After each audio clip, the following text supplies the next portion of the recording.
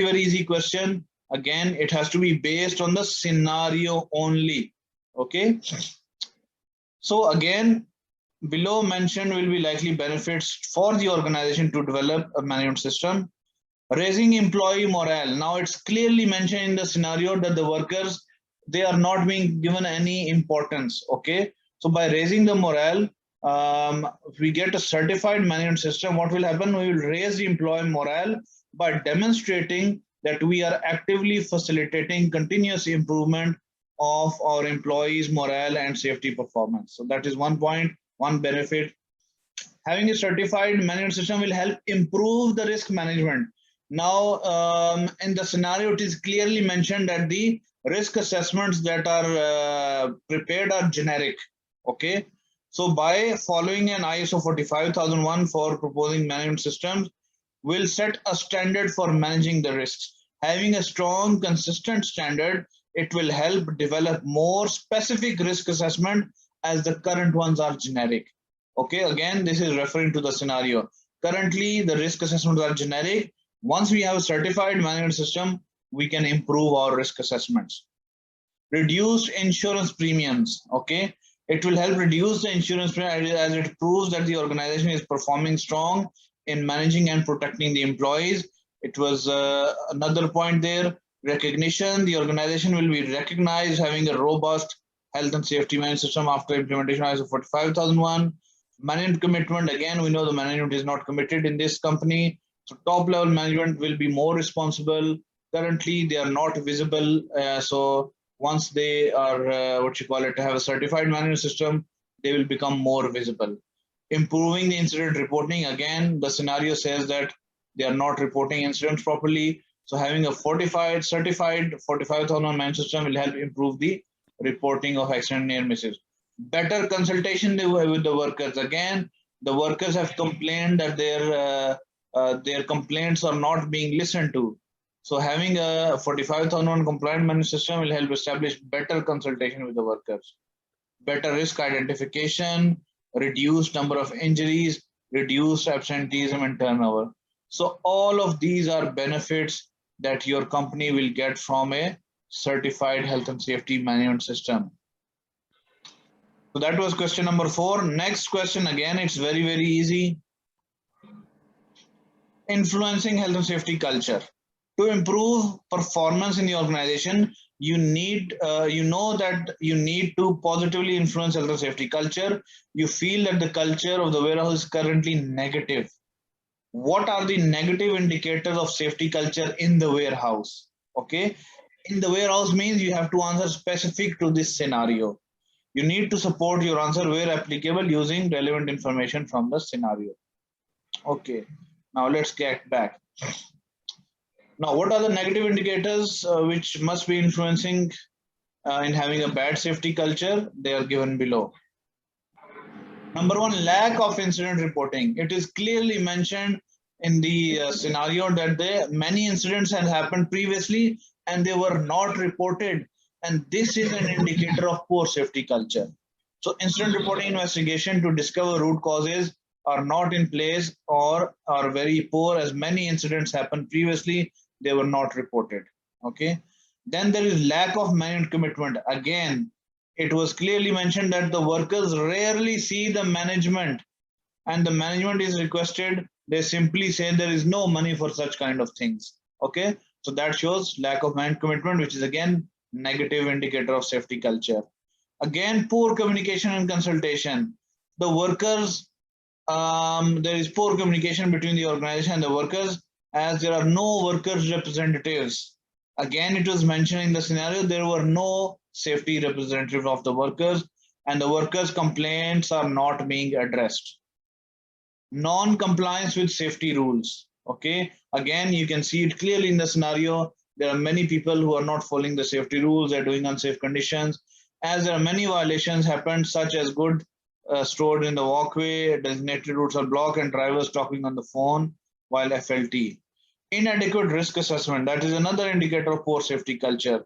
Risk assessments are available are generic and show that no one is interested in management of safety. Recurrence of the same accidents. It was clearly mentioned in the scenario that the repeated accidents are happening. It means a poor safety culture exists. Absenteeism and turnover. It was also mentioned in the scenario that warehouse employee sickness rate and absenteeism and high turnover, okay, which is indicator of poor safety culture. Worker complaints not being addressed and non-existence of safety controls. All of these are indicators of a poor safety culture in the organization. Okay, next is task number 6. Task number 6 is to develop a safe system of work. Now, because of the recent incidents, you have decided to review the first aid arrangements of the warehouse. What do you need to consider so the first aid needs are realistic and proportionate to the warehouse workers of the warehouse?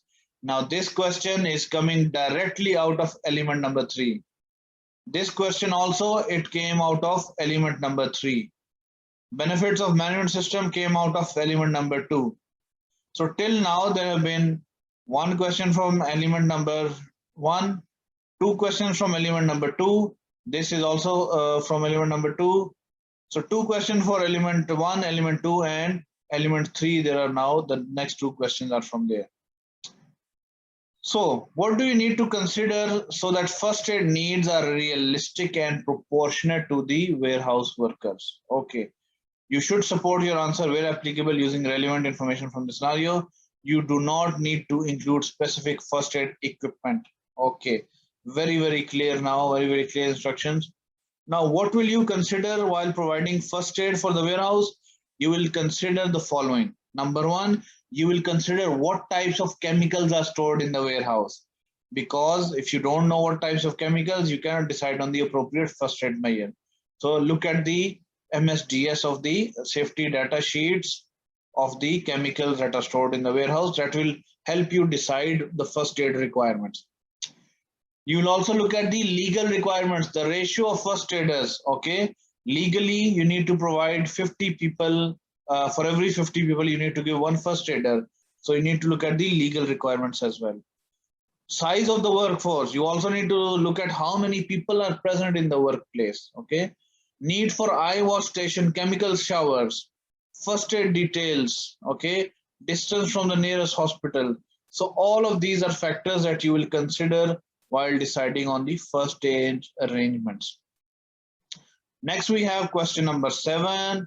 Question number 7 here is investigating incidents. You have decided that the recent incident, the worker's leg was broken, needs to be investigated.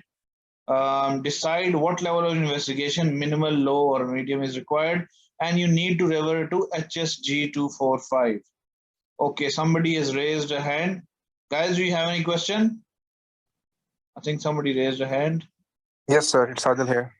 Yes, go ahead. Sir, regarding first aid arrangement in the warehouse, can we include that the first aid room and dedicated room for the emergency services, and also the different locations that first aid kits available? All these we can include. No. Here you can see what they've mentioned. You do not need to include specific first aid equipment. So you don't need to say that you need to have a first aid clinic or nothing. No, you do not need to include specific first aid equipment. Read the question again. Because of these recent incidents, you have decided to review first aid arrangements in the warehouse. What do you need to consider so that first aid needs are realistic and proportionate for the warehouse workers? Okay, so you are considering the factors. What are the factors that you consider when you're deciding the first aid needs? Okay, so the factors are very clear. Okay, you don't need to mention that you will provide any specific first aid equipment. Okay, so you don't need to mention that you will provide first aid boxes, you will provide first aid station. No, you will only mention here the factors that you are considering. What are the factors you are considering? You're considering what kinds of chemicals are stored. You're considering the legal requirements, the ratio of the required, the total number of people present. If there is a need for eye wash, you need to mention the safety signs where the first aid details are mentioned, and also the detail of the nearest hospital as well. You can also mention while mentioning the level of risk involved. Okay, if the people are using sharp objects, again you will consider that as a deciding criteria of what kind of first aid needs to be provided. Okay, you can also mention, if there are certain, what you call it, we have mentioned chemicals, if there are certain other hazards. Okay, so you will look at the hazards, what kind of hazards are present, and then you will decide on the nature of first aid requirements. Okay, so this is what you need to consider. Yes, Sufyan, you raised your hand. Yes, sir. About the that in the same area there are 10 stores. It could be Yes, included in first aid. let's read the scenario again. What does it say? The organization that owns the store has 100 stores nationally and 10 in your area. Yes, yes. You will also consider this. You will also consider that there are 10, what you call it, stores in your area, okay, which are under your responsibility. So obviously you need to consider those first aid arrangements for those areas as well. So you cannot have a first aid arrangement in only in one area. You will have first aid arrangements in all these areas. So you need to consider the geographical location of these 10 facilities or 10 stores that are in your area. Yes, you can include that. So if you read the scenario again and again, guys, it will give you more ideas. It will give you more things you need to understand. Okay. So it's mentioned the warehouse. Yes, one point which has been missed. You will mention that the work is carried out in two shifts. So you will need to consider the first aid arrangements for the day shift and also for the night shift. So you cannot have first aid facilities or first aid arrangements for the day shift and no first aid arrangements for the night shift. So you need to, when you provide the first aiders, you will have to provide first aiders in both shifts, day shift and also night shift. Okay. So there are so many things. When you read the scenario again and again, it will give you so many other ideas. Okay. Okay. So moving onwards, question number 7. Where was question number 7?